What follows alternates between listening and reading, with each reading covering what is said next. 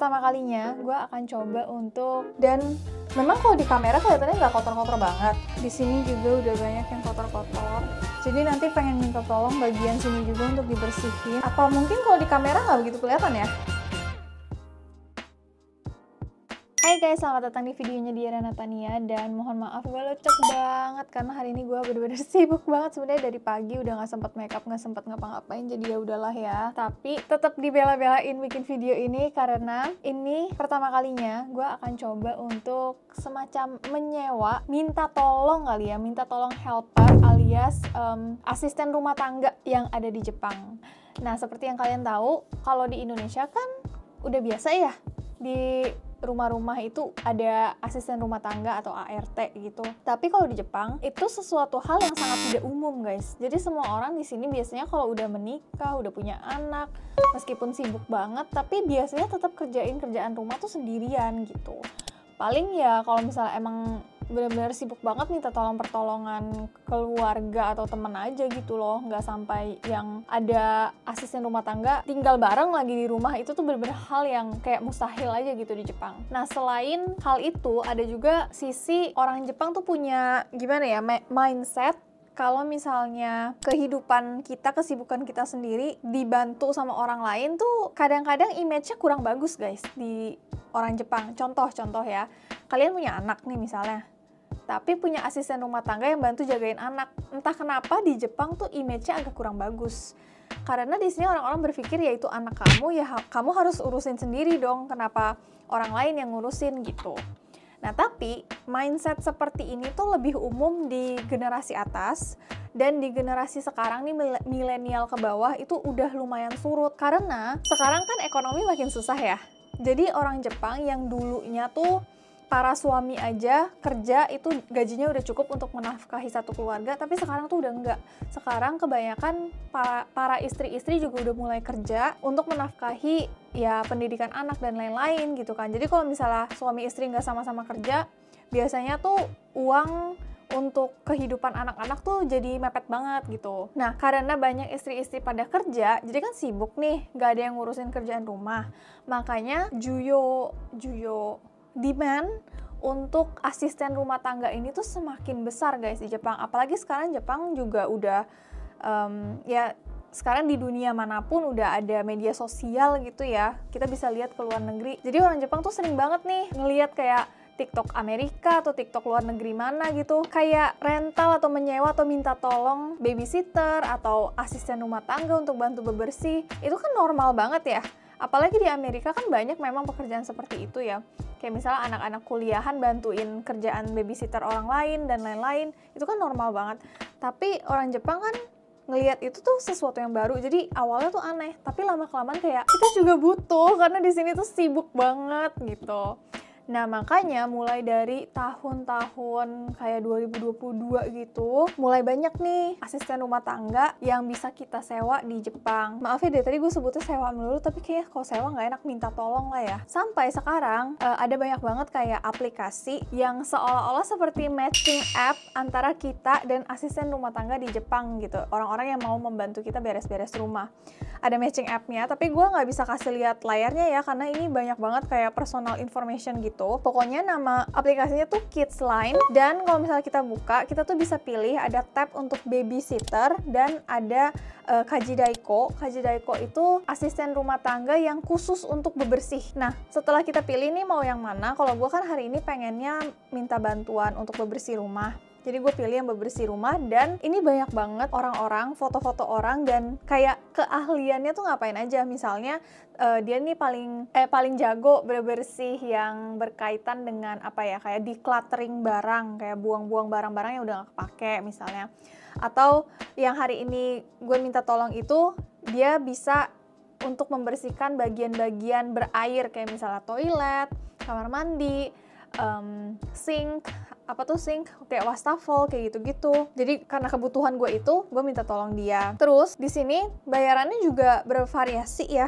Yang hari ini gue minta tolong tuh 1 jamnya 2.300 yen atau sekitar 250 ribuan kalau dirupiahin. Terus kalau babysitter tuh sekitar 300 ribuan sih. Jadi memang lebih mahal. Nah, untuk bisa bekerja sebagai asisten rumah tangga di Jepang pun itu tidak gampang ya guys. Kita butuh sertifikat dan lain-lain supaya bisa lolos dan masuk ke aplikasi seperti ini. Jadi memang bukan orang yang sembarangan gitu. Jadi, berhubung gue sudah minta tolong si kakak ini, gue nggak tahu sih, kayaknya sih dia sekitar umur 40-an gitu, si ibu ini atau kakak ini, minta tolong untuk bebersih rumah gue yang udah sangat-sangat kotor karena akhir-akhir ini gue sering traveling dan lain-lain, jadi nggak sempet banget untuk bebersih rumah. Gue harus siapin barang-barang yang akan dia pakai untuk bebersih rumah. Jadi pertama, gue kan pengen minta tolong toilet ya. Jang, ini toilet gue. Dan memang kalau di kamera kelihatannya nggak kotor-kotor banget. Cuma ini dalamnya lumayan berjamur gitu loh guys. Terus kalau misalnya didiemin sampai lama banget kan takutnya malah jadi susah untuk dibersihin. Jadi mumpung masih sedikit nih kotorannya, gue pengen minta tolong aja gitu. Supaya nanti juga gue maintenance-nya gampang.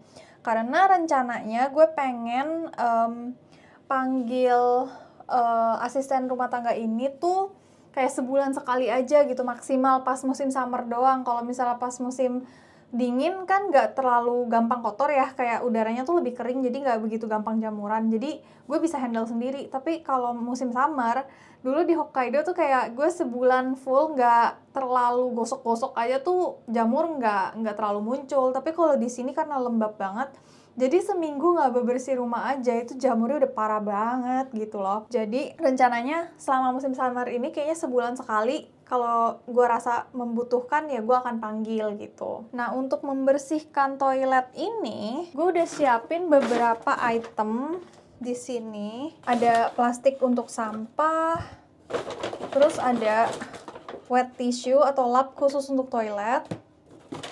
Ada juga ini refill untuk brush toilet, ya gosok-gosok dalam mulut toiletnya itu. Terus habis itu ada plastik tempat sampah yang warnanya hitam khusus untuk ini ya, apa ya, tempat sampah para wanita gitu ya kalau mau buang pembalut dan lain-lain. Lalu ada juga kayak spray yang bisa merontokkan jamur gitu. Selama ini kan gue memang bersihin sendiri, jadi tahu sih item-item apa aja yang dibutuhkan. Jadi ini semuanya nanti dia bisa pakai untuk bersihin toilet. Nah, jadi gue juga pengen sekalian take nih before-nya seperti ini ya guys. Gak begitu kelihatan kotor ya, yang paling kelihatan kotor tuh kamar mandi sebenarnya sama wastafel.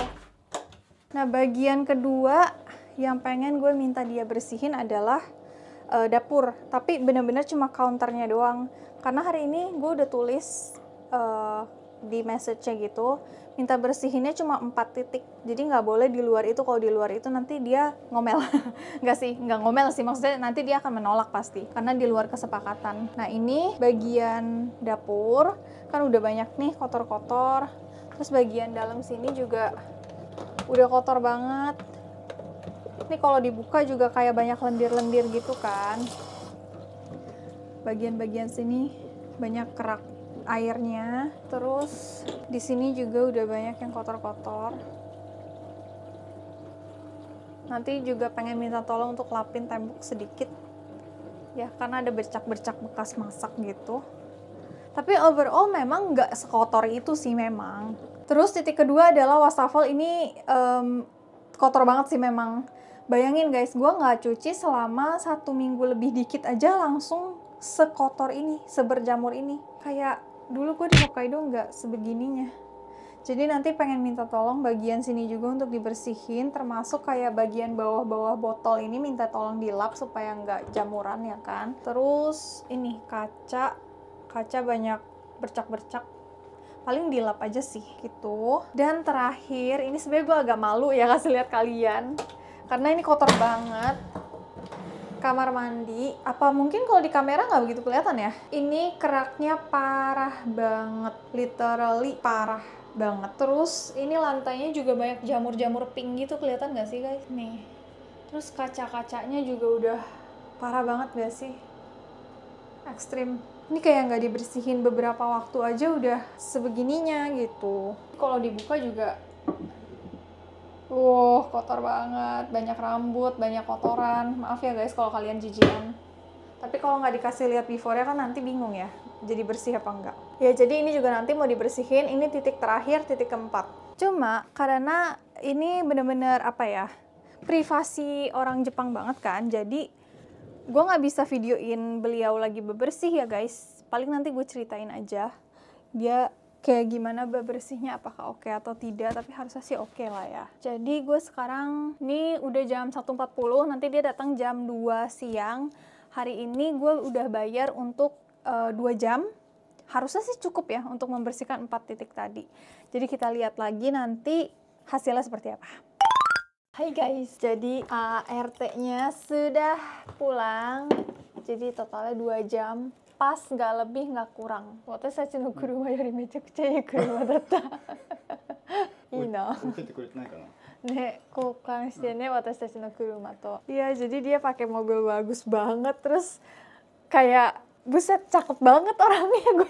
Gue langsung kayak bah gitu. Ini beneran gak apa-apa minta tolong dia bersih-bersihin rumah gue gitu. Cuma ya namanya juga kerjaan lah ya. Anyways, jadi tadi udah bersihin 4 lokasi. Tempat kamar mandi, toilet, wastafel, sama dapur. Jadi mari kita cek bareng-bareng guys, apakah bersih atau tidak. Tada! Kinclong. Kinclong guys. Lihat dong kacanya, nih. Mite kore. Gak pernah sejernih ini kacanya. Tuh kerak-kerak airnya semuanya bersih total. Full. Coba kita lihat dalam sini ya. Koko wa?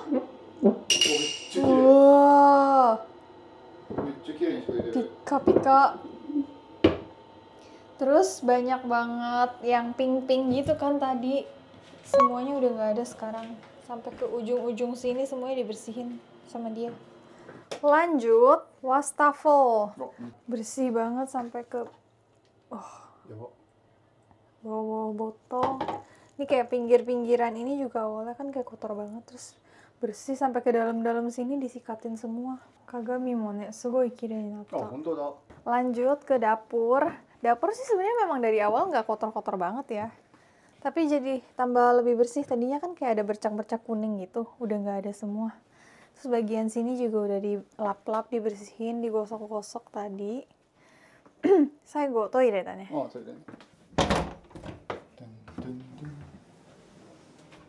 kinclong. Tapi kalau toilet nggak begitu kelihatan ya before afternya, karena tadi nggak begitu kotor. Jadi setiap kali selesai bebersih katanya dijelasin gitu guys, apa aja yang udah dibersihin gitu, bagian mana aja. Terus katanya kalau toilet nih dia udah bersihin sampai ke lantai dan sampai balik ini. Semuanya dilap katanya. Kinclong banget nih, sampai kayak giniannya aja semuanya kinclong. Oh iya, ini juga awalnya debuan. Dilap juga sama dia. Ini sih kita tertolong banget sih benar-benar.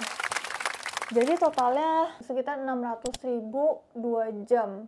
Cuma bener-bener kinclong banget. Jadi gue rasa kalau misalnya kita kan masih tinggal berdua ya. Terus nggak yang kotor-kotor banget. Sebulan sekali cukup banget sih. Soalnya di cleaningnya tuh bener-bener deep cleaning gitu. Jadi kita tinggal maintain aja gitu sehari-hari. Ya udah lap-lap aja. Nanti kalau misalnya emang udah numpuk banget lagi tinggal panggil lagi gitu. Terus tadi dia juga bilang alat-alat yang gue sediain juga udah oke semua. Maksudnya udah bersih semua. Udah bersih, maksudnya udah cukup untuk bersih-bersih. Jadi nggak perlu beli-beli macam-macam lagi gitu. Dan datangnya on time, tutur katanya bagus, sopan banget, terus enak gitu komunikasinya. Dan nanti kalau misalnya gue mau panggil lagi bisa lewat aplikasi, ntar apply lagi gitu. Ya jadi intinya kita sangat amat tertolong di tengah kesibukan ini. Ada ya, kalau di Indonesia sistemnya jadi kayak cuci gosok pulang gitu ya. Apalagi ya udah sih sebenarnya itu aja. Kalau misalnya kita butuh hal lain, misalnya bersihin lantai atau bersih-bersihin yang lain, kita juga bisa apply.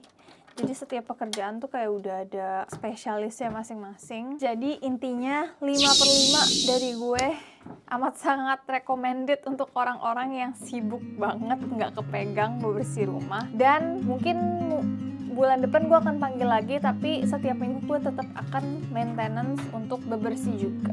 Seperti itu. Apalagi ya, udah sih itu aja. Anyways, gimana menurut kalian kalau misalnya sistem kayak gini juga diterapkan di Indonesia? Apakah kalian mau hire ART juga lewat aplikasi seperti ini? Let me know ya di kolom komen, dan sampai jumpa di video berikutnya. Bye!